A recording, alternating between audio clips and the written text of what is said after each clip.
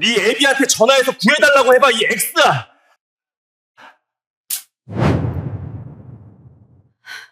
수년간 당신의 곁을 지킨 사람이 사실은 인간의 탈을 쓴 악마였다는 것을 알게 된다면은 어떻게 하시겠습니까? 돈과 인맥으로 자신의 죄를 덮고 심지어 아내의 가난한 늙은 아버지까지 모욕하는 오만방자한 재벌 남편. 하지만 그는 몰랐습니다.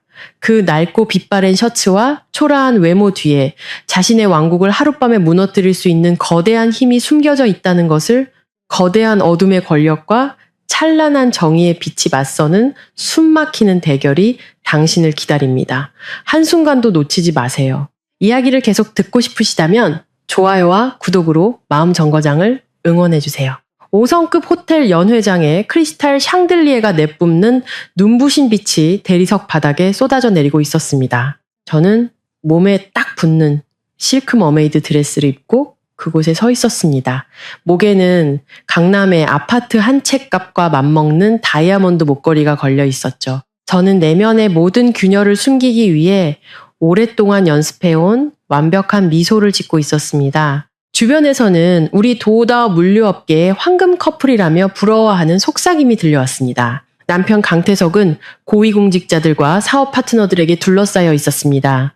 고급 맞춤 정장을 차려입은 그는 레드 와인 잔을 든 채 권력과 돈을 손에 쥔 자의 자신감 넘치는 태도를 뽐내고 있었습니다. 멀리서 보면 우리는 질투가 날 만큼 완벽한 성공의 상징이자 이상적인 가족의 모습이었습니다. 하지만 남편의 시선이 무심코 저를 스칠 때마다 등골을 타고 흐르는 차가운 냉기를 느끼는 것은 저뿐이었습니다. 그것은 남편이 아내에게 보내는 눈빛이 아니었습니다. 자신의 수집품 중 가장 비싼 보석을 바라보는 주인의 통제와 소유욕 가득한 시선이었죠. 모든 것이 무너지기 시작한 것은 회사의 오랜 파트너인 남 이사님이 제게 다가와 인사를 건넸을 때였습니다. 대화는 회사의 발전과 제 아름다움에 대한 몇 마디 칭찬이 오가는 지극히 사교적인 것이었습니다. 저는 늘 그랬듯 우아하게 응대했습니다. 하지만 연회장 구석에서 남편의 얼굴이 일그러지고 있다는 사실은 전혀 눈치채지 못했습니다. 그는 대화를 본 것이 아니었습니다. 자신의 소유물이 침범당하는 것을 본 것입니다. 가부장적인 남자의 질투심은 언제 터질지 모르는 화약꽃처럼 아주 작은 불씨 하나만을 기다리고 있었습니다. 강태석이 성큼성큼 다가왔습니다. 입가에는 미소가 걸려 있었지만 두 눈은 흐리게 번들거렸습니다. 수많은 하객들 앞에서 그는 아무 말 없이 들고 있던 레드 와인잔을 제 얼굴에 그대로 끼얹었습니다. 짙은 붉은 액체가 이마를 타고 순백의 드레스 위로 흘러내리는 모습은 마치 피를 흘리는 상처처럼 보였습니다. 음악은 여전히 감미롭게 흘렀지만 제 주변의 공간은 숨막히게 응축되는 듯 했습니다.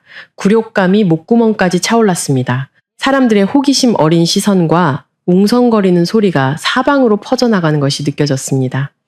남편이 제 귀에 바싹 다가와 이를 악문 채 속삭였습니다. 그 목소리는 저를 떨게 하기에 충분했습니다.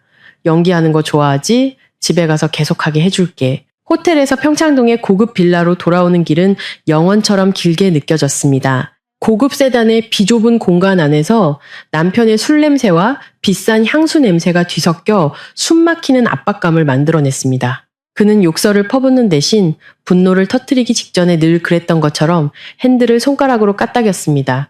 저는 창밖을 바라보았습니다. 스쳐 지나가는 가로등 불빛이 부서진 삶의 조각들처럼 보였습니다. 저는 아버지를 떠올렸습니다. 박영진 아버지. 지금쯤 시골집 뗏마루에 온화한 모습으로 앉아 계실 아버지는 딸이 죽음의 문턱으로 걸어 들어가고 있다는 사실을 전혀 모르고 계실 겁니다. 저는 모든 것을 숨기기로 선택했습니다. 가족의 명예를 위해, 아버지의 평화를 위해, 그리고 무엇보다도 우리 딸 민지를 위해 이 화려한 껍데기를 혼자 짊어지기로 했습니다. 저는 스스로에게 인내해야 한다고 되뇌었습니다. 남편이 밖에서 체면만 유지해준다면 제 딸은 여전히 성공한 아버지를 가질 수 있을 테니까요. 그것은 제가 희생이라고 착각했던 고통스러운 타협이었습니다. 묵직한 철문이 등 뒤에서 쾅 닫혔습니다. 현관에 들어서자마자 제가 신발을 벗을 틈도 없이 남편은 제 머리채를 잡아 뒤로 거세게 잡아당겼습니다. 갑작스러운 충격에 목이 욱신거렸고 저는 차가운 대리석 바닥에 맥없이 주저앉았습니다. 그는 정장 재킷을 한쪽에 던져버리고 넥타이를 풀기 시작했습니다. 그의 눈은 핏발이서 무섭게 번뜩였습니다. 성공한 사업가라는 가면 뒤에 숨어있던 괴물이 마침내 본색을 드러낸 것입니다. 내가 너한테 좋은 거 입히고 맛있는 거 먹여주고 사모님 소리 듣게 해줬더니 내 눈앞에서 다른 놈이랑 시시덕거려? 아니에요. 여보. 저는 눈물을 흘리며 더듬거렸습니다. 그런 거 아니에요. 그냥 사업상 인사였어요. 제발 민지 자고 있잖아요. 제 애원은 그의 광기 어린 불길에 기름을 부었을 뿐입니다. 강태석은 굶주린 맹수처럼 달려들었습니다. 불같은 따기가 연달아 제 얼굴에 쏟아졌고 입술이 터져 피가 배어 나왔습니다. 저는 딸이 깰까봐, 이 끔찍한 광경을 아이가 보게 될까봐 큰 소리로 비명을 지르지도 못했습니다. 저는 껍데기를 빼앗긴 달팽이처럼 몸을 웅크린 채 옆구리를 향해 날아오는 무자비한 발길질을 견뎌냈습니다. 숨이 쪘을 듯한 고통이 찾아올 때마다 가족이라 불렸던 것에 대한 믿음이 산산조각 났습니다. 저는 깨달았습니다. 제가 사는 곳은 고급 빌라가 아니라 화려한 유리 감옥이라는 것을. 간수인이 원할 때면은 언제든 저를 부숴버릴 수 있는 그런 곳이었습니다. 바로 그때 계단 쪽에서 민지의 가슴 찢어지는 울음소리가 들려왔습니다. 만화 캐릭터가 그려진 잠옷을 입은 5살 배기 아이가 아빠가 엄마를 미친 듯이 폭행하는 장면을 보며 벌벌 떨고 있었습니다. 아이의 동그란 눈은 공포와 충격으로 가득 차 있었습니다. 저는 나무님을 쥐어짜 아이를 향해 기어갔습니다. 이 폐허 속에서 아이의 순수한 영혼만큼은 지켜주고 싶었습니다. 민지야, 방에 들어가. 보지 마. 어서. 강태석은 비웃었습니다. 승리자의 역겨운 미소였습니다. 그는 허리에서 두꺼운 가죽 벨트를 풀어냈고 금속 버클이 부딪히는 소리가 섬뜩하게 울렸습니다. 그는 발밑에 쓰레기를 보듯 극도의 경멸감으로 저를 내려다보았습니다. 그는 세상을, 그리고 제 아버지가 평생 지켜온 정의를 조롱했습니다. 네가 뭐라도 되는 줄 알아? 이 동네에서? 누가 감히 나한테 덤빌 것 같아? 잘 들어. 내 돈이면 이 집구석의 침묵도 저 바깥 세상의 침묵도 전부 살 수 있어. 그는 팔을 휘둘렀고 가죽 벨트는 얇은 실크를 찢고 제 어깨에 그대로 파고들었습니다. 타는 듯한 고통이 등줄기를 타고 흘렀고 저는 그대로 쓰러졌습니다. 허공을 가르는 벨트 소리와 민지의 끊임없는 울음소리가 뒤섞여 가정이라 불리는 집의 심장부에서 악마의 교향곡을 연주하고 있었습니다. 어깨에 찢어진 상처에서 흘러나온 뜨거운 피가 실크 옷감에 스며들어 피부에 들러붙었고 숨을 쉴 때마다 고통이 온몸으로 퍼졌습니다. 강태석은 천장의 불빛을 가리는 거대한 검은 산처럼 우뚝 서서 마치 피에 취한 도살자처럼 여전히 벨트를 손에 들고 있었습니다. 그는 멈추지 않았습니다. 제가 식탁 밑에서 정신을 잃고 울고 있는 민지를 보호하려 몸을 일으키자 다음 채찍질이 등과 팔에 쏟아졌습니다. 짝 하는 건조한 소리가 울릴 때마다 제 살쾡은 경련을 일으켰습니다. 하지만 이 순간 육체적 고통은 제가 한때 남편이라 불렀던 자에 대한 극도의 혐오감에 짓눌리는 듯 했습니다. 핏발선 눈으로 저를 내려다보는 남편의 얼굴은 자만심과 짙은 술기운으로 흉하게 일그러져 있었습니다. 그는 벨트를 바닥에 던졌습니다. 금속이 대리석과 부딪히는 소리가 귀를 찢을 듯 했습니다. 그러고는 갑자기 제 턱을 움켜쥐고 눈물로 얼룩진 얼굴을 들어 올렸습니다. 똑똑히 봐. 내가 베풀어준 사모님이라는 이름 말고 너한테 뭐가 남았지? 넌 텅 빈 껍데기일 뿐이야. 네가 뭐 대단한 가치가 있는 줄 알아? 저는 그의 눈을 똑바로 쳐다보며 피 맺힌 입술로 억눌렀던 말을 내뱉었습니다. 우리 아버지는 당신의 더러운 돈에 기대 사는 법을 가르치지 않으셨어요. 아버지는 제게 인격을 가르치셨죠. 당신이 평생 돈으로도 살 수 없는 거요. 강태석은 순간 멈칫하더니 이내 미친 듯이 웃음을 터뜨렸습니다. 그 광기 어린 웃음소리가 텅 빈 빌라에 울려 퍼졌습니다. 그는 손을 놓았고 제 머리는 바닥에 세게 부딪혔습니다. 그는 마치 저녁 운동을 마친 사람처럼 태연하게 홈 바로 걸어가 독한 술을 한 잔 따랐습니다. 네, 시골뜨기 아버지의 인격? 그 양반이 이 세상에 대해 뭘 알기나 해?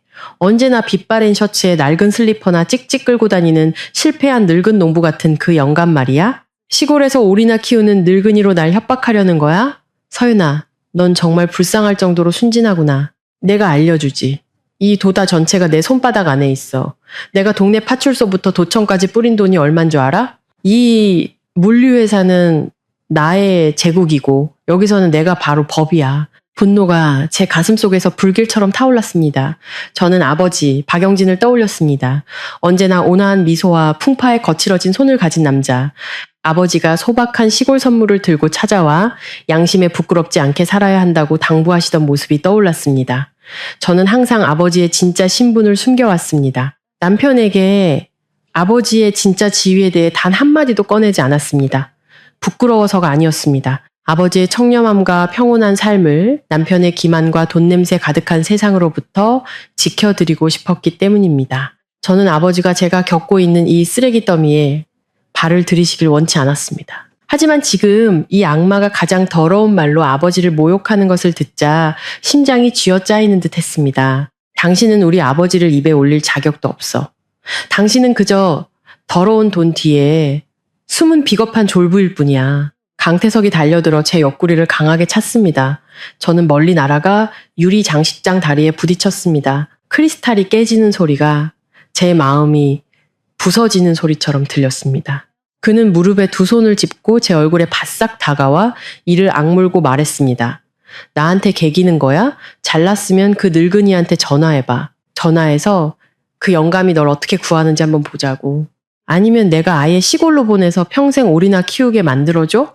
내 놈 집안의 그 싸구려 인격이 내 권력과 싸워서 이길 수 있는지 보고 싶거든. 그 촌뜨기 늙은이가 자기 딸 좀 살려달라고 울고불고 애원하는 거 말고 뭘 할 수 있는지 내 두 눈으로 똑똑히 지켜보겠어. 강태석은 일어서서 마시던 술잔을 두 사람의 결혼사진이 걸린 벽에 던져버렸습니다. 유리파편이 사진 속에서 환하게 웃고 있는 자신의 얼굴에 박혔습니다. 그는 피와 술 냄새를 씻어내려는 듯 욕실로 향했습니다. 산산조각 난 유리파편 위에 웅크리고 있는 저를 그대로 내버려둔 채였습니다. 식탁 밑에서 기어나온 민지가 제 목을 끌어안았습니다. 아이의 숨결이 공포로 가늘게 떨렸습니다. 저는 아이를 껴안았습니다. 이 작은 온기만이 저를 현실에 붙들어매는 유일한 끈이었습니다. 더 이상 참을 수 없었습니다. 그동안의 제 희생은 이 괴물을 더욱 포악하게 만들고 법을 우습게 여기게 만들었을 뿐입니다. 저 자신뿐만 아니라 이 아이의 미래를 구해야 했습니다. 이 아이가 압이라는 어둠에 삼켜지기 전에 저는 욕실 문 뒤로 사라지는 남편의 뒷모습을 보며 콸콸 쏟아지는 물소리를 들었습니다. 제게 주어진 시간이 몇 분밖에 없다는 것을 알았습니다. 마지막 남은 힘을 다해 저는 고통을 참으며 차가운 대리석 바닥을 팔꿈치로 기어갔습니다. 1cm를 움직일 때마다 온몸의 상처에 소금을 뿌리는 듯 했지만 어머니로서의 의지와 딸로서의 존엄함이 제게 힘을 주었습니다. 저는 거실 구석, 민지의 나무 장난감 상자를 향해 기어갔습니다. 알록달록한 블록과 헝겊 인형들 깊숙한 곳에 제가 만일의 사태를 대비해 오랫동안 몰래 충전해두고 숨겨둔 낡은 예비 휴대폰이 있었습니다. 제 떨리는 손가락이 나무 상자 모서리에 닿았습니다. 장난감들 아래에서 느껴지는 차가운 금속의 감촉. 그것은 단순한 휴대폰이 아니었습니다. 그것은 정의를 소환하는 신호탄이자 제 삶을 뒤덮은 악몽을 걷어낼 유일한 희망이었습니다. 민지의 장난감 상자 속 곰인형과 플라스틱 블록들 사이로 손을 뻗는 제 손은 퉁퉁 붓고 떨렸습니다. 낡은 휴대폰의 차가운 금속 감촉이 손끝에 닿자 마치 전류가 흐르는 것처럼 등줄기를 타고 짜릿함이 퍼졌습니다. 고통으로 희미해져 가던 마지막 생존 본능이 깨어나는 순간이었습니다. 저는 숨을 죽인 채 여전히 물소리가 규칙적으로 들려오는 욕실 문을 뚫어지게 쳐다보았습니다. 방금 벌어진 범죄를 가려주고 동시에 짧은 몇 초간 저를 보호해주는 희미한 장막 같은 소리였습니다. 민지는 옆에 앉아 울음소리가 새어나오지 않도록 두 손으로 입을 틀어막고 있었습니다. 눈물이 가득 고인 커다란 눈으로 마치 절망 속에서 탈출구를 찾는 구원자를 보듯 저를 바라보았습니다. 전원 버튼을 누르자 낡은 화면에서 희미한 푸른빛이 새어나왔습니다.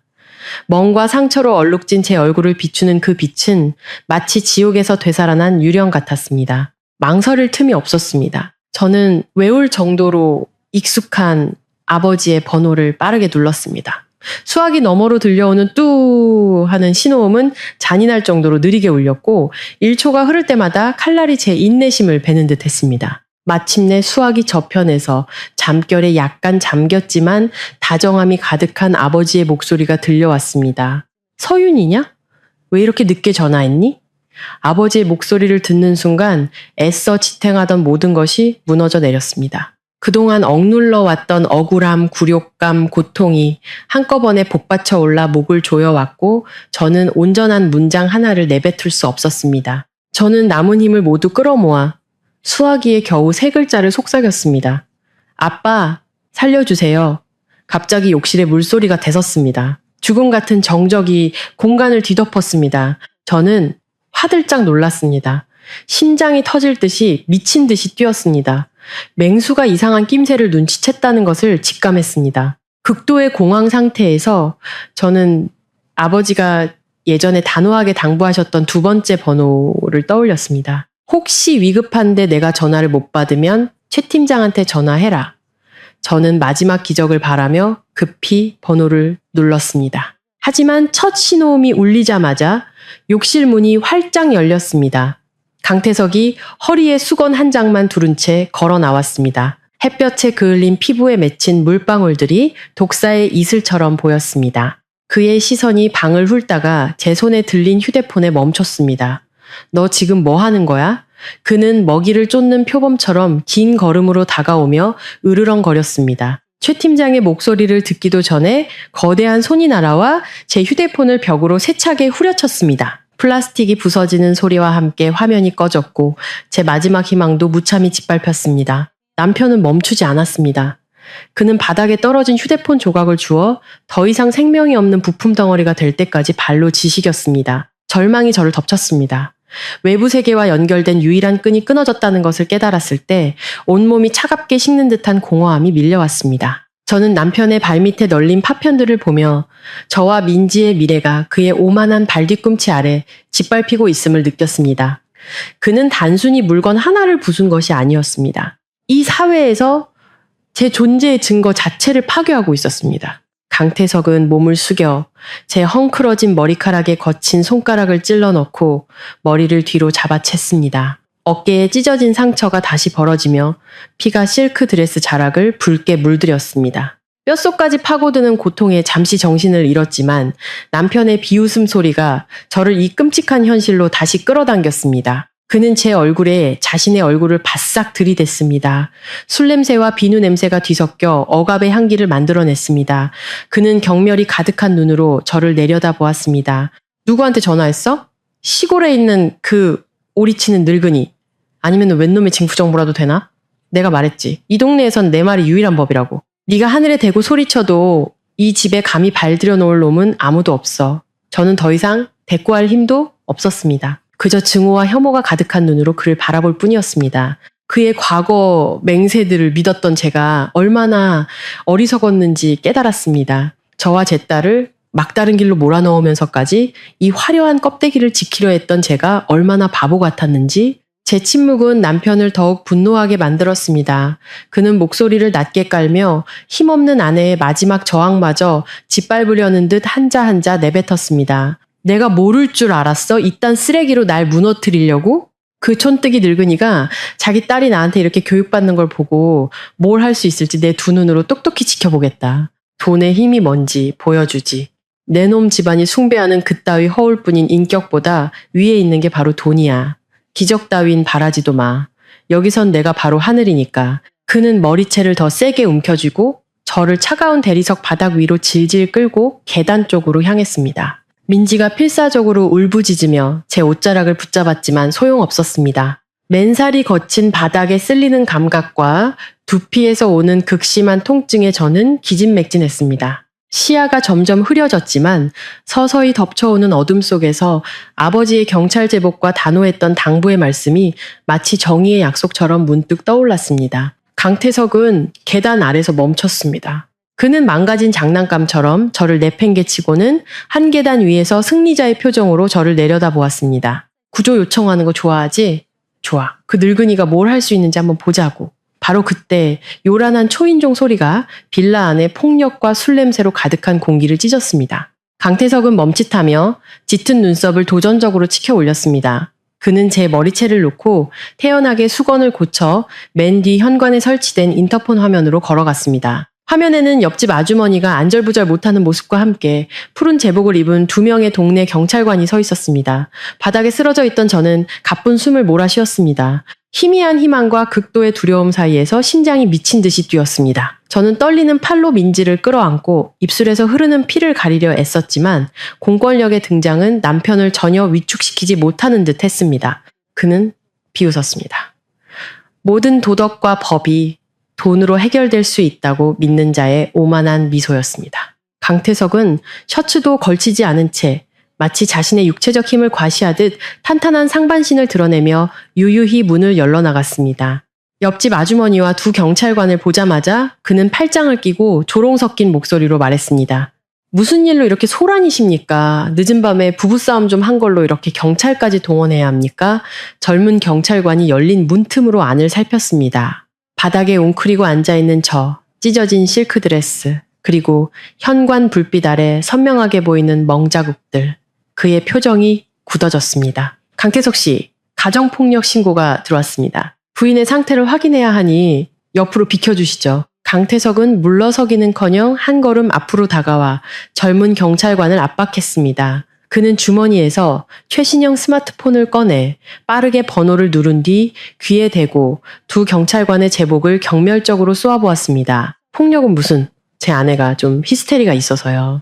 몇 마디 훈계 좀 한 겁니다. 2 분 아직 젊으신 것 같은데 일할 땐 앞뒤를 잘 살펴야죠. 제가 도경찰청에 있는 최 팀장님한테 전화 한 통 해드릴까요? 다 아는 사이인데.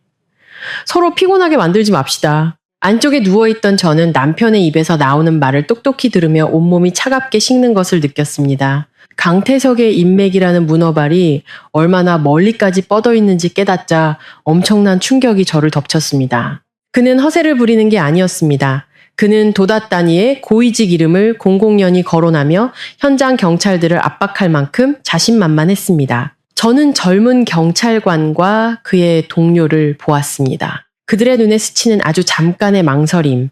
그들의 정의감은 남편이 불법적인 물류사업과 두둑한 봉투로 쌓아 올린 어두운 권력의 네트워크와 맞서 싸워야 했습니다. 저는 눈을 감았습니다.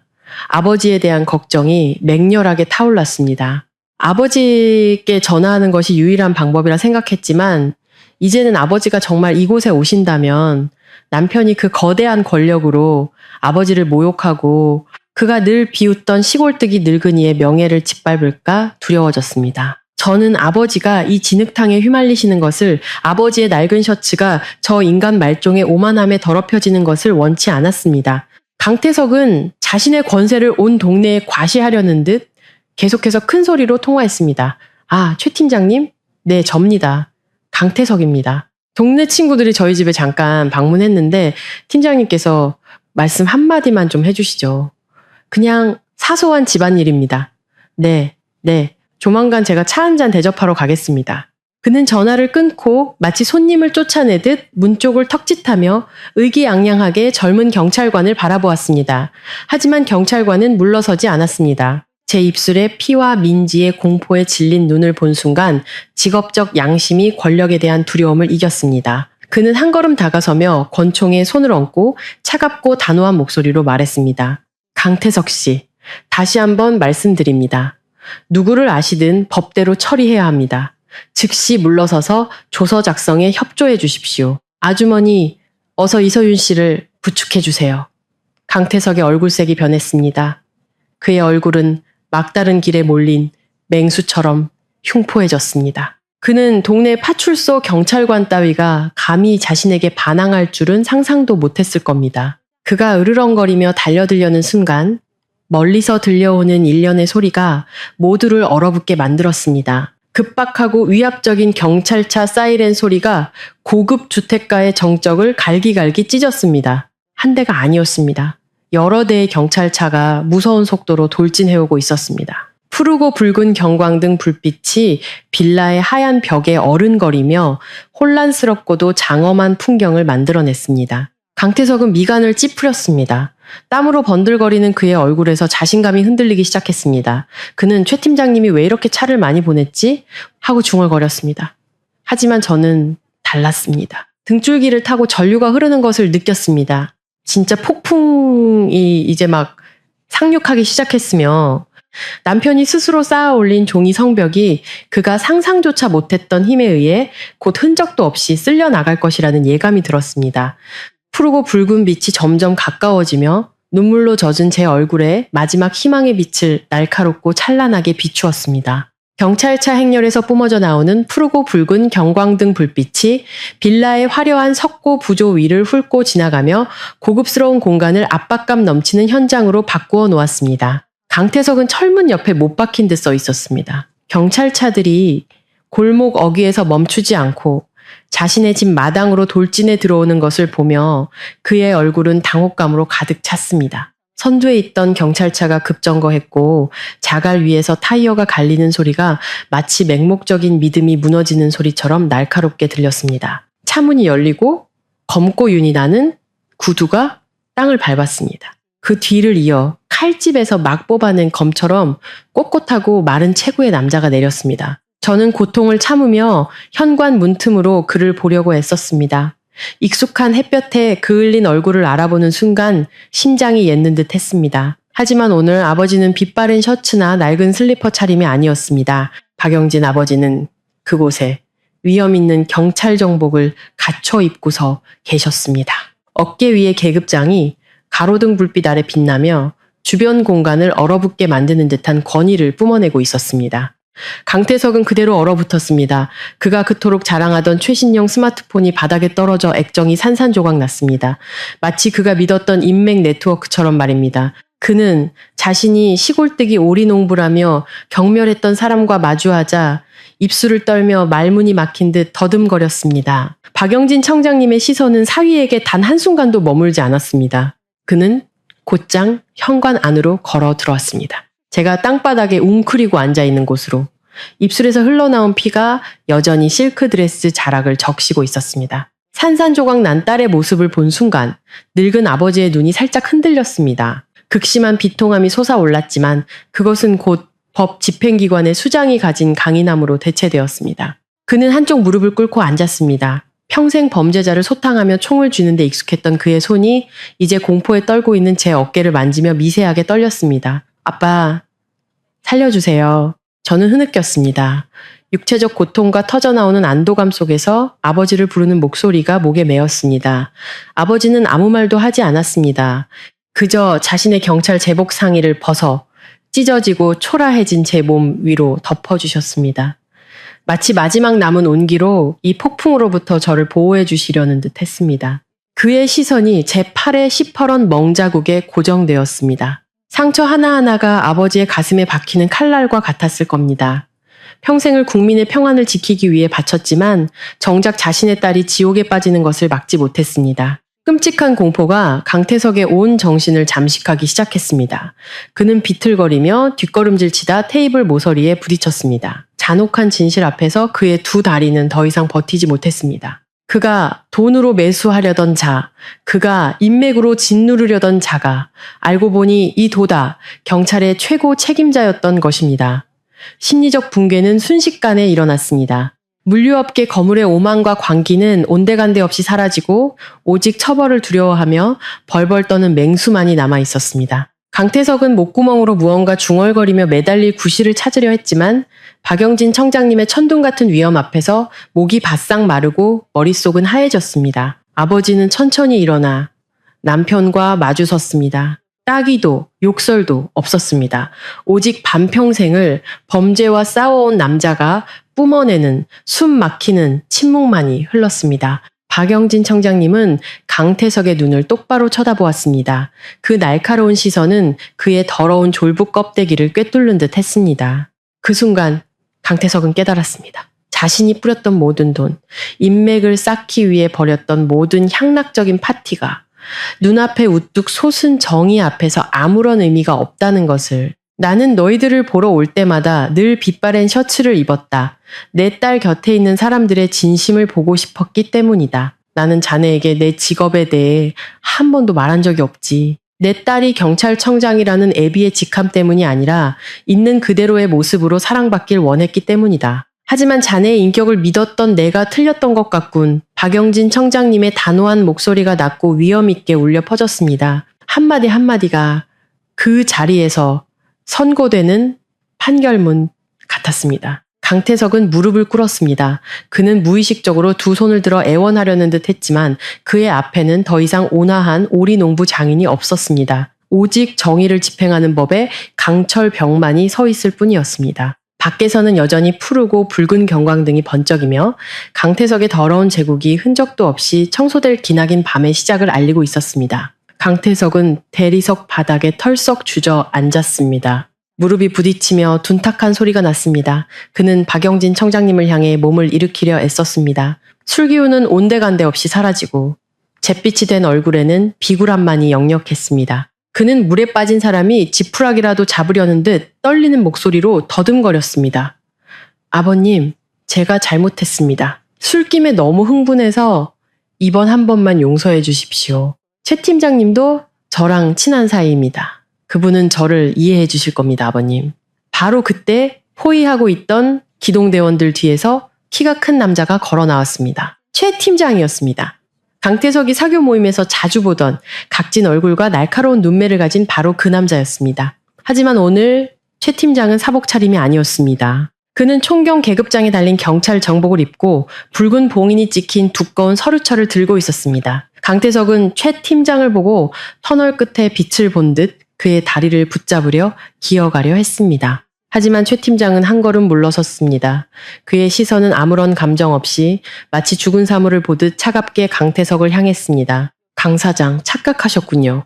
저는 당신이 생각하는 그런 아는 사이가 아닙니다. 저는 청장님의 특별 보좌관이자 더 중요하게는 당신의 물류회사가 저지른 밀수, 탈세, 그리고 자금 세탁 혐의 사건을 수사 중인 특별수사팀의 팀장입니다. 최 팀장의 말은 거대한 망치가 되어 강태석의 머리를 내리쳤고 그의 마지막 남은 희망마저 산산조각 냈습니다. 저는 아버지의 헐렁한 경찰 제복을 걸친 채 의자에 앉아 이 광경을 지켜보았습니다. 가슴속에서 쓰디쓴 희열이 차올랐습니다. 저는 불과 몇 분 전까지만 해도 법을 우습게 여기며 자신만만해하던 남편을 보았습니다. 지금 그는 구석에 몰린 시궁지와 다를 바 없었습니다. 그 희열은 승리의 기쁨이 아니었습니다.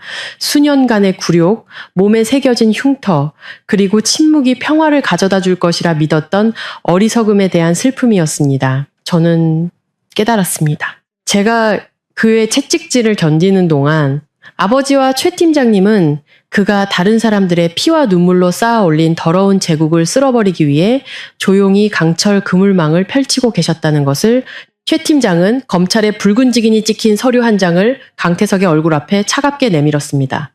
우리는 1년 넘게 당신 회사의 불법적인 운송 활동을 추적해왔습니다. 국경을 넘나드는 밀수품, 자금 세탁을 위한 유령 계산서, 모든 것이 이 서류에 담겨 있습니다. 오늘 밤 당신이 아내를 폭행한 것은 우리가 압수수색 및 긴급체포 영장을 예정보다 빨리 집행하게 만든 기폭제가 되었을 뿐입니다.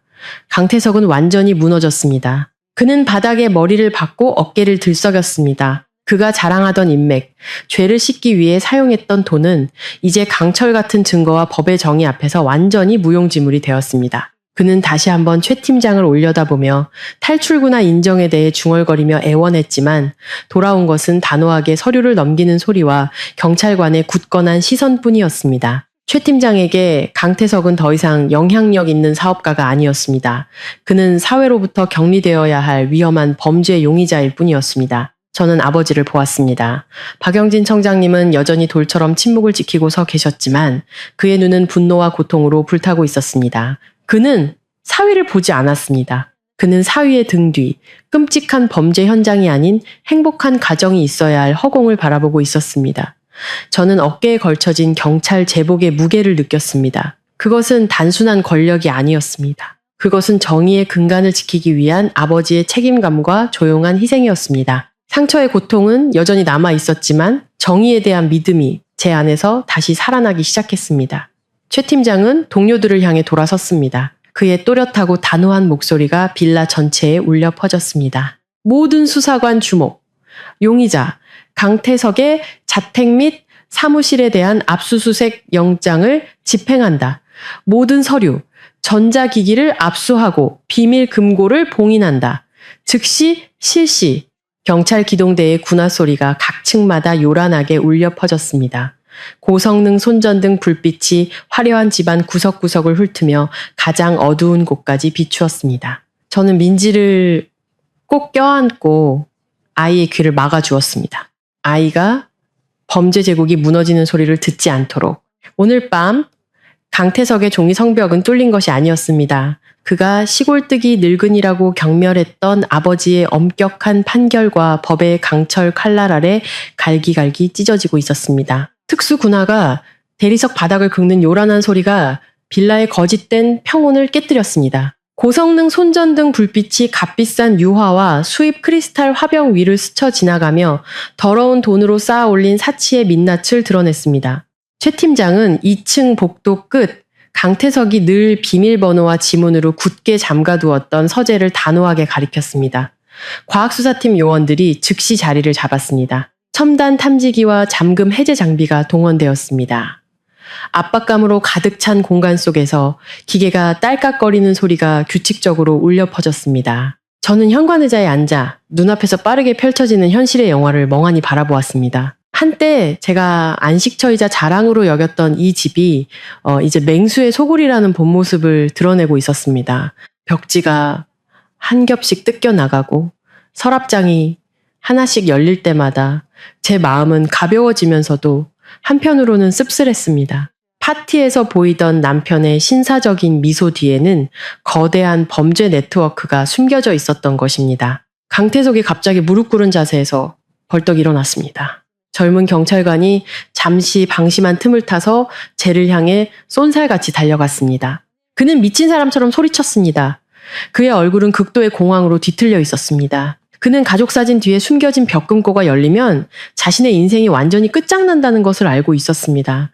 비켜! 당신들 권리 없어. 내 사유재산이야. 하지만 최 팀장이 더 빨랐습니다. 긴 다리와 노련한 수사관의 반사신경으로 그는 달려들어 능숙한 관절 기술로 강태석을 서재 문 바로 앞에서 바닥에 쓰러뜨렸습니다. 뼈가 우드득하는 소리와 강태석의 고통스러운 신음이 동시에 울려 퍼졌습니다. 최 팀장은 그의 머리를 바닥에 짓누르며 얼음장처럼 차가운 목소리로 말했습니다. 유령 서류와 자금 세탁 데이터가 담긴 하드 드라이브를 없애려고? 너무 늦었어. 우린 여기 들어오기 전부터 그 금고의 구조도를 파악하고 있었다. 방 안에서 딸깍 소리가 났습니다. 행복한 가족 사진이 무참히 내려지고 벽금고의 차가운 회색 강철문이 드러났습니다. 문이 열리자 수북한 세금 계산서, 밀수 경로에 뇌물을 준 내역이 상세히 적힌 수첩, 그리고 수많은 차명 계좌의 은행 카드들이 모습을 드러냈습니다.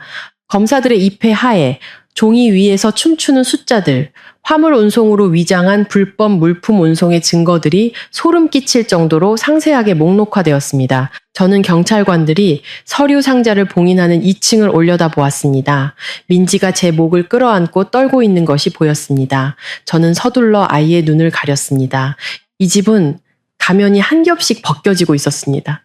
최고급 소가죽 소파, 수백만 원짜리 양주, 모든 것이 정의의 비달에 떨고 있었습니다. 저는 수년 동안 이 거짓으로 가득 찬 공기 속에서 숨쉬고 살았다는 사실에 스스로가 역겨워졌습니다. 저는 아이에게 아버지를 남겨주고 싶어 인내했지만 그 아버지는 사실 법의 폐허 위에 미래를 쌓고 있는 악마였습니다. 이 사치는 사랑이 아니었습니다. 금으로 도금된 족쇄였습니다. 현관에서 강태석은 바닥에 납작 엎드려 있었습니다. 깔끔하게 빗어 넘겼던 머리는 이제 땀과 먼지로 엉망이 되었고 더 이상 소리치지 않고 절망적인 숨소리만 내뱉었습니다. 박영진 청장님은 최 팀장 옆에 서서 압수된 증거물 상자들이 옮겨지는 것을 엄숙한 눈으로 지켜보았습니다. 그는 강태석에게 한마디도 하지 않았습니다. 그의 침묵은 어떤 판결보다 더 잔혹했습니다. 아버지는 제게 다가와 어깨에 조용히 손을 얹으셨습니다. 이해와 슬픔이 담긴 손길이었습니다. 저는 아버지를 올려다 보았습니다. 그의 눈에는 승리감이 없었습니다. 오직 딸을 이 맹수의 발톱에서 더 일찍 구하지 못한 아버지의 슬픔만이 있었습니다. 용의자 연행해. 최 팀장의 또렷한 목소리가 울려 퍼졌습니다. 2명의 경찰관이 강태석을 일으켜 세웠고 찰칵 소리와 함께 수갑이 채워졌습니다. 아내를 때리기 위해 벨트를 휘둘렀던 바로 그 손목에 강태석은 비틀거리며 문 밖으로 나섰습니다. 그의 다리는 더 이상 제대로 서 있지 못했습니다. 빌라 문 밖에는 어느새 이웃들이 모여 있었습니다. 수많은 휴대폰 플래시가 터졌고 수군거리는 소리가 끊이지 않았습니다. 고급 외제차를 뽐내던 자, 시골뜨기 늙은이를 무시하던 자가 이제 고개를 푹 숙인 채 호송차에 오르는 굴욕을 겪고 있었습니다. 저는 현관계단에 서서 푸르고 붉은 경광등, 불빛에 가려진 채 호송차 철문 뒤로 사라지는 남편의 뒷모습을 바라보았습니다. 온 동네가 가짜 재벌의 몰락을 목격했습니다. 밤바람이 집 안으로 불어와 한기를 느끼게 했지만 오히려 수년 만에 처음으로 가슴이 후련하게 숨을 쉬는 것 같았습니다. 그 자유의 대가가 여전히 피 흘리는 상처일지라도 경찰차가 조용한 도로를 달려 저를 그 빌라에서 멀어지게 했습니다. 이제 그곳은 차가운 범죄 현장이 되었을 뿐입니다. 파출소 조사실의 형광등 불빛이 제 얼굴과 팔의 멍자국을 선명하게 비추었습니다. 저는 여성 조사관과 의사 맞은편에 앉아 있었습니다. 소독약 냄새가 코를 찔렀고 폭행 후 예민해진 후각을 자극해 메스꺼움을 느꼈습니다. 의사의 전문적인 손길 아래 제 옷이 천천히 벗겨졌습니다. 제 맨등이 불빛 아래 드러나자 방 안의 공기가 순간 얼어붙었습니다. 의사는 깊은 숨을 내쉬었습니다. 그의 손가락이 피가 맺힌 붉은 채찍 자국을 부드럽게 만진 뒤 옆구리에 희미한 흉터로 옮겨갔습니다. 그는 진단서에 무언가를 중얼거리며 적었습니다. 새로운 상처가 아니군요.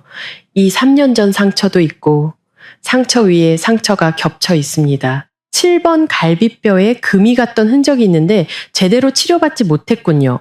이걸 얼마나 오래 참으신 겁니까? 의사의 질문은 그동안의 제 인내에 찬물을 끼얹는 것 같았습니다. 저는 고개를 숙이고 뜨거운 눈물이 진료대 시트 위로 떨어지도록 내버려 두었습니다.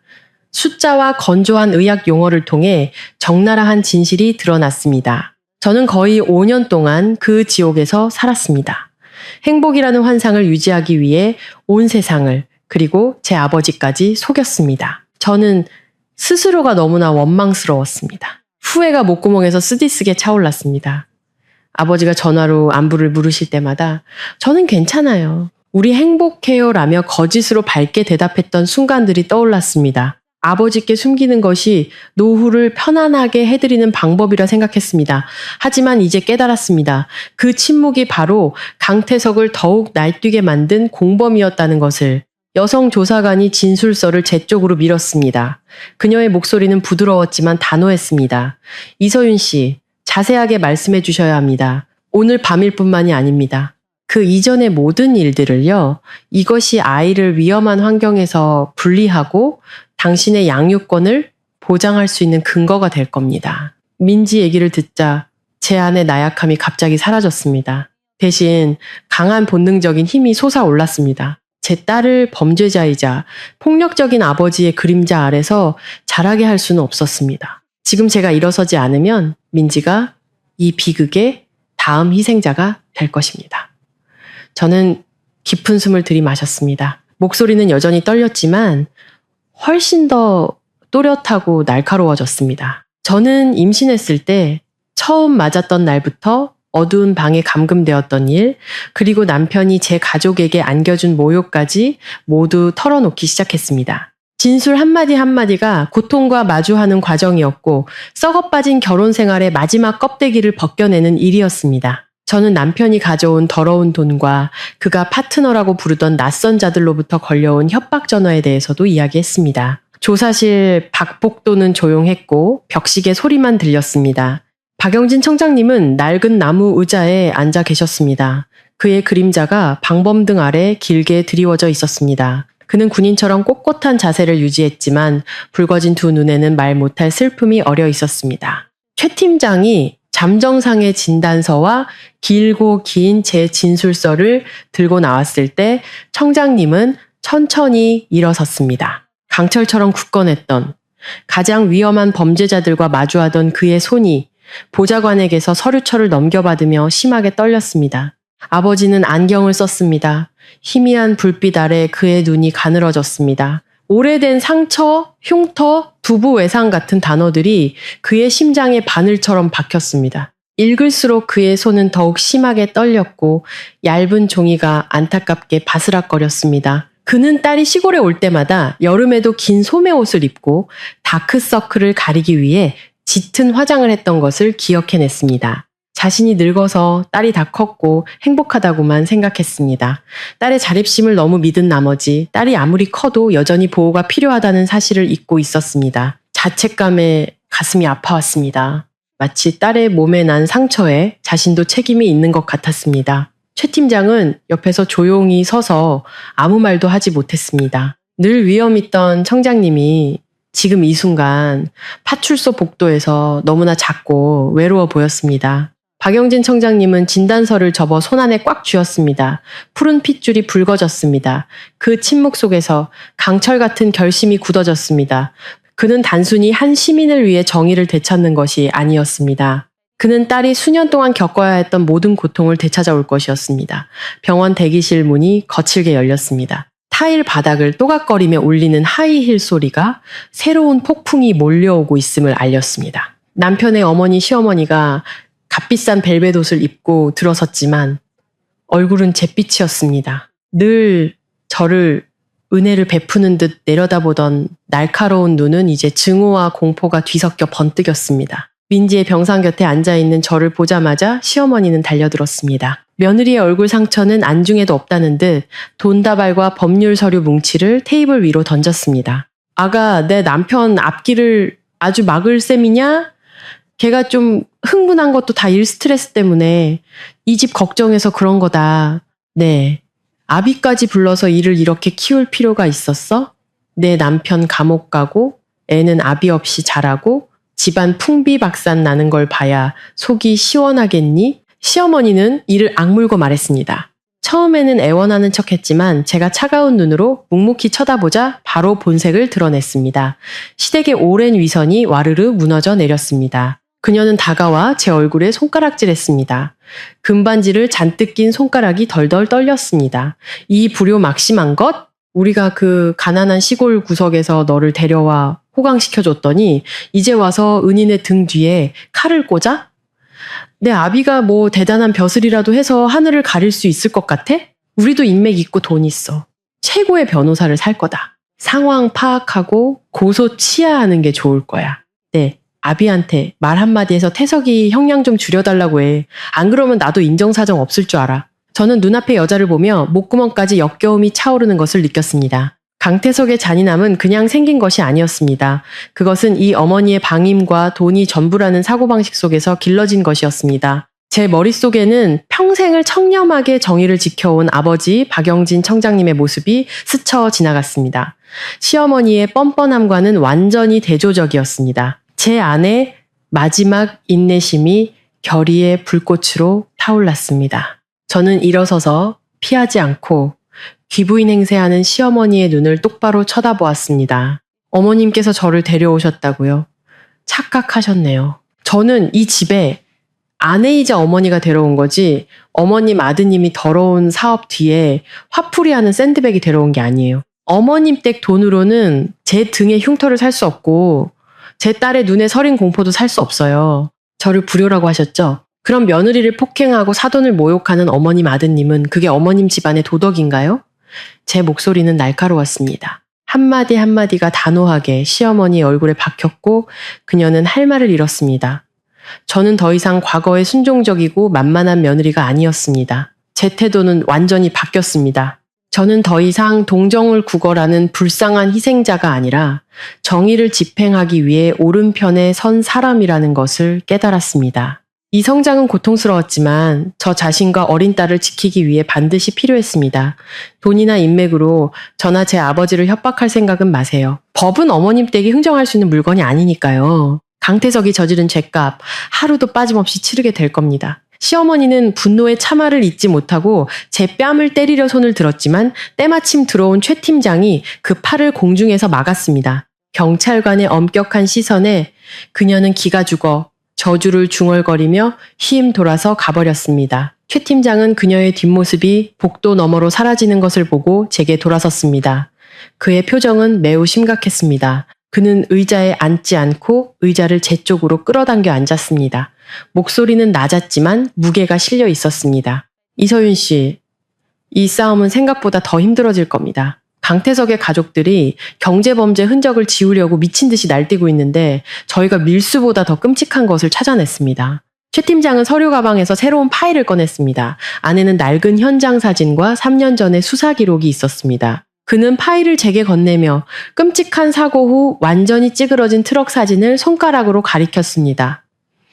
강태석의 비밀 금고에 있던 하드 드라이브 데이터를 복구했습니다. 이것은 강태석이 이 도다의 물류업계에서 가장 큰 경쟁자를 제거하기 위해 직접 교통사고를 조작했다는 증거입니다. 당시 피해자는 전신마비가 되었고 강태석은 돈으로 목격자를 매수해서 사건을 기술적 결함으로 인한 사고로 둔갑시켰습니다. 이건 더 이상 경제범죄나 폭행이 아닙니다. 살인 미수입니다. 저는 사진들을 보며 공포에 손이 떨렸습니다.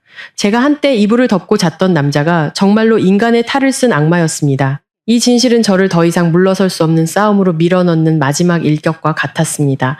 저는 서류철을 꽉 쥐었습니다. 제 눈은 진실의 끝을 보기로 결심한 사람의 날카로운 빛으로 번뜩였습니다. 강태석의 가장 어두운 비밀들이 서서히 빛 아래 드러나고 있었고 제가 바로 정의를 위해 횃불을 들 사람이 될 것이었습니다. 취조실은 낡은 회병 냄새와 정의의 냉기로 가득했습니다. 사방의 방음벽이 죄인의 마지막 희망마저 고립시키는 듯 했습니다.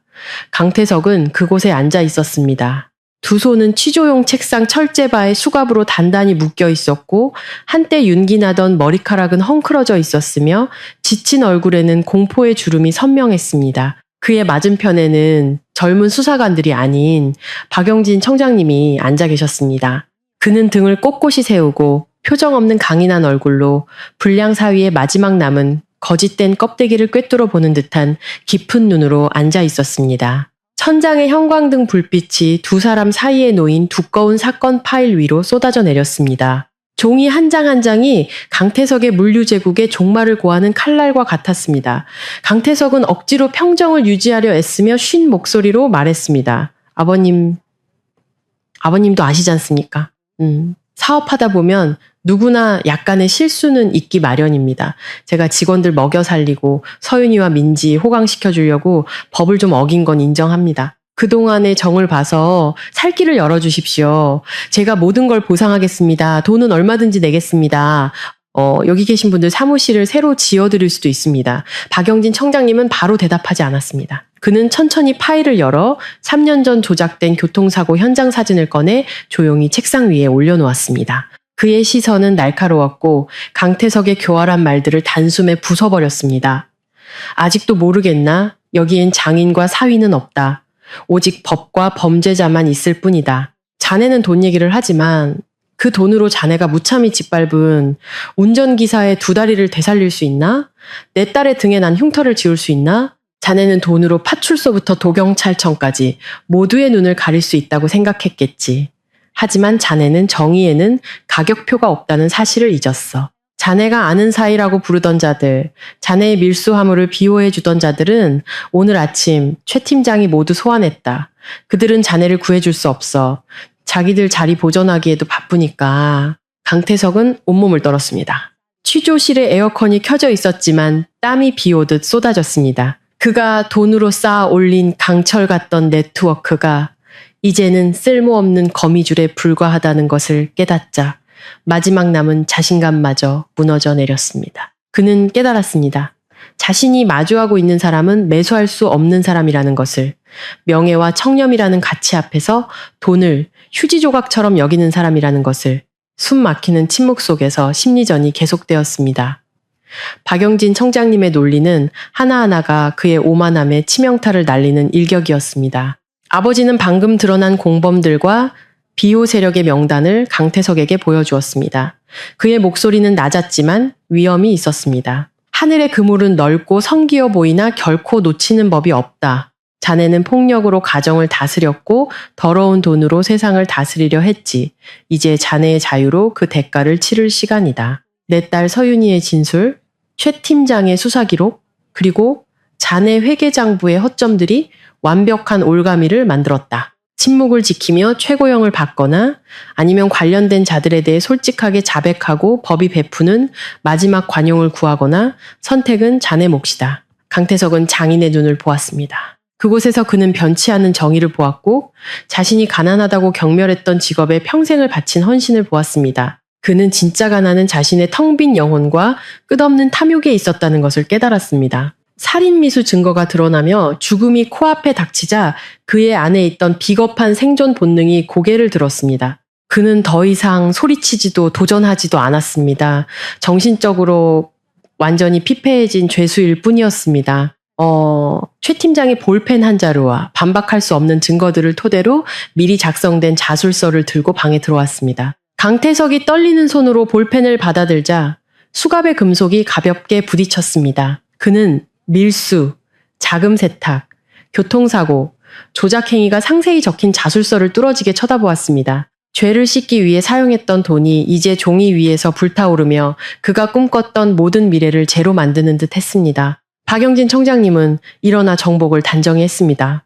그는 강태석이 펜을 잡는 순간을 보지 않았습니다. 그에게 이 사건은 그날 밤 차에서 내렸던 순간 이미 끝난 것이었기 때문입니다. 그는 오직 인간의 탈을 쓴 악마와 너무나 오래 함께 살아야 했던 딸에 대한 깊은 슬픔만을 느꼈습니다. 강태석은 고개를 숙인 채 한때 화려했던 물류 제국을 완전히 지워버리는 검은 잉크처럼 죄를 인정하는 서명을 빗돌빗돌하게 써 내려갔습니다.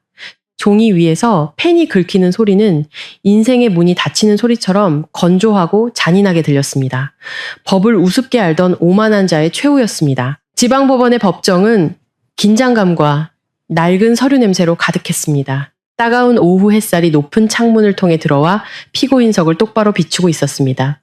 강태석은 줄무늬 죄수복을 입고 그곳에 서 있었습니다. 깔끔했던 머리는 이제 듬성듬성했고 많이 희끗해져 있었습니다. 저는 피해자석 맨 앞줄에 앉아 있었습니다. 단정한 흰색 셔츠는 제 야윈 몸을 감추지 못했지만 눈에는 본래의 강인함이 되찾아져 있었습니다. 민지는 오지 않았습니다. 아이의 여린 마음을 범죄의 적나라한 진실로부터 보호하기 위해 옆집 아주머니께 맡겼습니다. 제 뒤에는 아버지가 소박한 평상복 차림으로 조용히 앉아 계셨습니다. 법정의 폭풍우 속에서 가장 굳건한 버팀목처럼 그의 시선은 딸에게서 떠나지 않았습니다. 재판장이 재판 시작을 장엄하게 선언했습니다. 빌라의 CCTV 영상과 상해 진단서 사진들이 법정 중앙의 대형 스크린에 상영되기 시작했습니다. 강태석이 미친 듯이 가죽 벨트를 휘둘러 아내의 마른 몸을 내리치는 장면을 보자 방청석에서 경악의 탄성이 터져 나왔습니다. 짝하는 날카로운 소리, 재숨 막히는 울음, 그리고 민지의 울부짖음이 법정 전체에 울려 퍼졌습니다. 강태석이 공들여 쌓아 올린 성공한 사업가라는 껍데기를 갈기갈기 찢어 놓았습니다. 저는 두 손을 꽉 쥐었습니다. 손톱이 살을 파고들어 피가 맺혔습니다. 느리게 재생되는 영상 하나하나가 저를 그 악몽 속으로 다시 끌어들였습니다. 하지만 이번에는 고개를 숙이지 않았습니다. 저는 스크린을 똑바로 쳐다보며 죽음의 계곡을 건너온 자의 용기로 제 고통과 마주했습니다. 강태석은 고개를 푹 숙인 채 감히 그 강철 같은 증거들을 쳐다보지도 못하고 어깨를 떨었습니다. 굴욕감이 온몸으로 퍼져나갔습니다. 한때 도던천체에 도전하고 시골뜨기 늙은이를 무시했던 자가 이제는 판결을 기다리는 불쌍한 피고인일 뿐이었습니다. 증인석에 불려나갔을 때 저는 흔들림 없는 걸음으로 걸어 나갔습니다. 제 목소리는 맑고 날카로웠습니다. 불필요한 원망은 없었습니다. 오직 폭력과 더러운 돈 위에 세워진 결혼 생활의 적나라한 진실만이 있었습니다. 저는 감금당했던 일들, 남편의 발소리가 계단에서 들릴 때마다 느꼈던 극심한 공포, 그리고 딸을 지키기 위해 일어서야겠다고 결심했던 순간에 대해 이야기했습니다. 남편의 변호사는 사업상의 스트레스와 순간적인 분노를 이유로 가명을 호소하려 했었습니다. 하지만 검찰 측은 경제범죄 수사 기록으로 그 모든 주장을 일축했습니다. 밀수, 자금 세탁, 그리고 과거의 교통사고 조작 사건의 증거들이 공개되자 법정 전체가 충격에 휩싸였습니다. 이것은 더 이상 단순한 가정폭력 사건이 아니었습니다. 조직적인 범죄 시스템의 붕괴였습니다. 천근만근의 짐을 벗어던진 듯한 해방감이 제 마음속에 퍼져나갔습니다. 저는 더 이상 헛된 가문의 명예나 남편의 권력에 대한 두려움에 얽매여 있지 않았습니다. 저를 가두었던 자를 심판하는 바로 이 법정에서 저는 자유로워졌습니다. 배심원단이 평결을 위해 퇴정했습니다. 시간은 영원처럼 느리게 흘렀습니다. 재판장이 일어서서 판결을 선고하자 법정은 숨소리 하나 들리지 않을 정도로 조용해졌습니다. 상해, 밀수, 탈세, 그리고 공공질서 문란 등 모든 죄목을 합쳐 징역 18년. 강태석은 피고인석에서 무릎을 꿇었습니다. 그의 얼굴은 잿빛이었습니다. 그는 교도관들에게 이끌려 밖으로 나갔습니다. 제 옆을 지나갈 때 그는 잠시 멈춰 흐릿한 눈으로 저를 보았습니다. 마지막 동정이라도 구하는 듯 했습니다. 저는 피하지 않았습니다. 저는 그 눈을 똑바로 쳐다보았습니다. 더 이상 증오는 없었습니다. 오직 과거와 완전히 단절한 자의 차가움만이 있었습니다. 제 눈에 이제 강태석은 인생의 빚을 갚고 있는 낯선 사람일 뿐이었습니다. 호송차 사이렌 소리가 법원 밖에서 울리며 한 오만한 인생의 끝을 알렸습니다. 저는 법정문을 나섰습니다. 눈부신 황금빛 햇살이 복도를 비추며 과거의 어둠을 씻어내는 듯 했습니다. 저 멀리서 민지가 저를 향해 달려오는 것이 보였습니다. 최 팀장님이 아이를 데리고 엄마를 마중 나온 것이었습니다. 저는 아이의 손을 잡고 법원 구석의 오래된 느티나무를 향해 천천히 걸어갔습니다. 푸른 그늘 아래 아버지가 서 계셨습니다. 여전히 마른 체구, 여전히 온화한 미소로 수많은 폭풍우 속에서 저를 기다려주셨습니다. 그는 경찰 제복이 아닌 낡은 재킷을 입고 있었고 두 팔을 벌려 우리 모녀를 맞이해 주셨습니다. 저는 이 순간부터 제 인생이 아버지의 보호 아래 평화롭고 빛나는 새로운 장으로 넘어갔다는 것을 알았습니다. 시골의 아침 햇살은 화려한 연회장의 크리스탈 조명처럼 따갑지 않았습니다. 푸른 채소밭 위로 부드럽게 퍼졌고 길가 작은 슈퍼의 나무 문틈으로 스며들었습니다. 저는 닭 우는 소리가 동네에 울려 퍼질 때 잠에서 깼습니다. 수년간 비단 옷을 입고 살면서도 단 한 번도 느껴보지 못했던 이상하리만치 평화로운 기분이었습니다. 저는 창문을 활짝 열고 가슴 깊이 숨을 들이마셨습니다. 비 온 뒤 흙냄새와 멀리 들판에서 불어오는 벼 익는 냄새가 향긋했습니다. 더 이상 허공을 가르는 벨트 소리에 대한 악몽도 밀수품이나 한밤중의 협박 전화에 대한 불안도 없었습니다. 저는 거울 속에 저를 보았습니다. 얼굴의 흉터는 많이 옅어졌고 입가에 작은 흔적만이 남아 어둠을 뚫고 나온 여자의 강인함을 상기시켜 주었습니다. 저는 미소 지었습니다. 마음 깊은 곳에서 우러나오는 평온하고 환한 진짜 미소였습니다.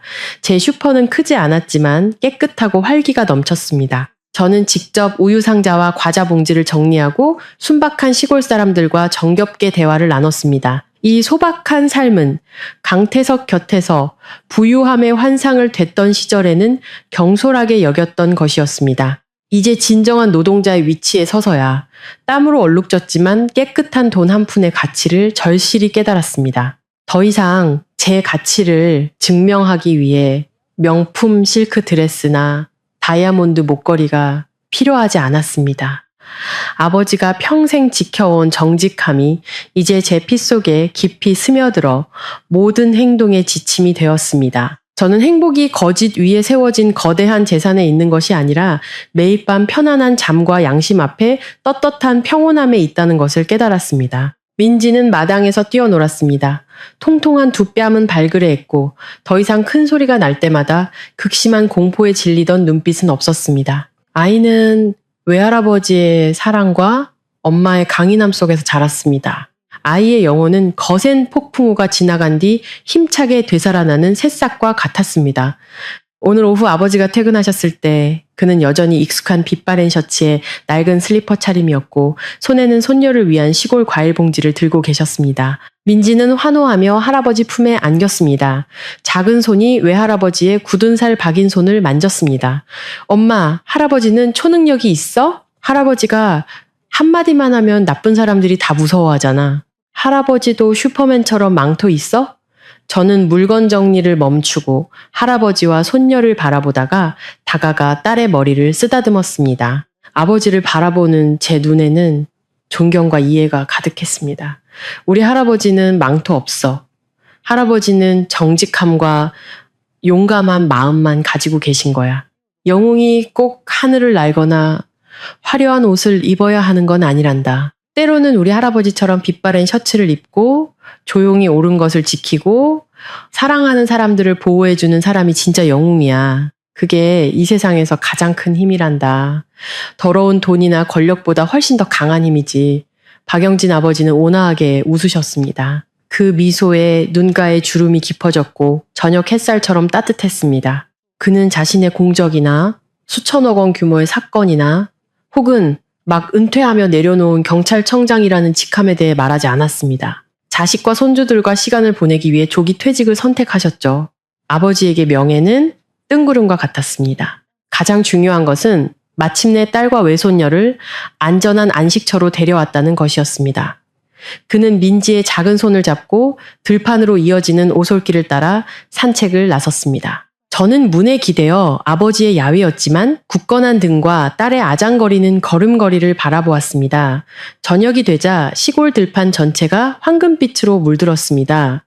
바람이 풀잎을 스치며 아이의 맑은 웃음소리와 노인의 따뜻한 목소리를 실어 날랐습니다. 저는 깊은 숨을 들이마시며 자유의 달콤함이 온몸의 세포 하나하나에 스며드는 것을 느꼈습니다. 앞으로의 길이 여전히 험난할 것을 알았지만 아버지로부터 물려받은 정직함과 폭풍우 속에서 단련된 강인함으로 저는 더 이상 아무것도 두렵지 않았습니다. 진정한 행복은 목적지가 아니었습니다. 그것은 사랑하는 사람들 곁에서 그리고 정의의 빛 속에서 진정한 나 자신으로 살아가는 여정이었습니다. 붉게 타오르는 노을 아래 할아버지와 손녀가 손을 잡은 모습이 광활한 들판 사이로 점점 작아졌습니다. 그들의 그림자가 땅 위에 길게 드리워져 마치 이어짐과 영원함의 상징처럼 보였습니다. 저는 미소 지으며 그 모습을 바라보았습니다.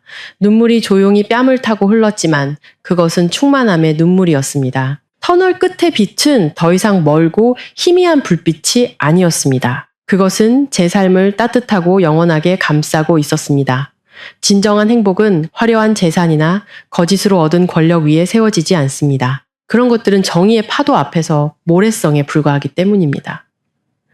진정한 영웅은 화려한 망토나 대중의 환호가 필요 없습니다. 그들은 청렴함과 너그러운 마음 속에 존재합니다. 정직한 삶이 가진 조용하지만 단호한 힘으로 옳은 것을 지킵니다. 시청자 여러분, 마음 정거장의 이야기는 여기서 마치겠습니다. 시청해주셔서 감사합니다. 좋아요와 구독으로 저희 채널을 응원해주시면 더 좋은 영상으로 보답하겠습니다. 늘 건강하고 행복하시길 바랍니다. 안녕히 계세요. 다음 영상에서 다시 뵙겠습니다.